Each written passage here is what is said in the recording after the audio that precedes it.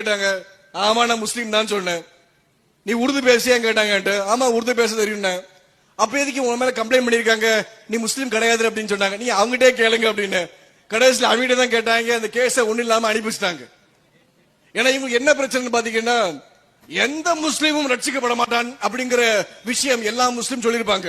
இன்னைக்கு பாத்தீங்கன்னா ஆயிரக்கணக்கான இஸ்லாமியர்கள் ரட்சிக்கப்படுறாங்க. ஏக இறைவன் பைபிள் உள்ள இறைவன் தான், அதை புரிஞ்சுக்கோங்க. இந்திய தேசம் மாத்திரம் கிடையாது. ஈரான்ல பாத்தீங்கன்னா 40 லட்சம் ஷியா முஸ்லீம் ரட்சிக்கப்பட்டிருக்காங்க. அரேபிய தேசத்துல பாத்தீங்கன்னா லெபனான்ல, சிரியால, எல்லா நாடுலையும் அரேபிய முஸ்லீம் ரட்சிக்கப்பட்டு வராங்க. இந்த தேவன் உண்மை உள்ள தேவன். இவர் என் வாழ்க்கையை மாத்தினார். நான் அன்னைக்கு சாக போன தற்கொலைக்கு அன்னைக்கு ஆண்டவர் என் வாழ்க்கையை மாத்தினார்.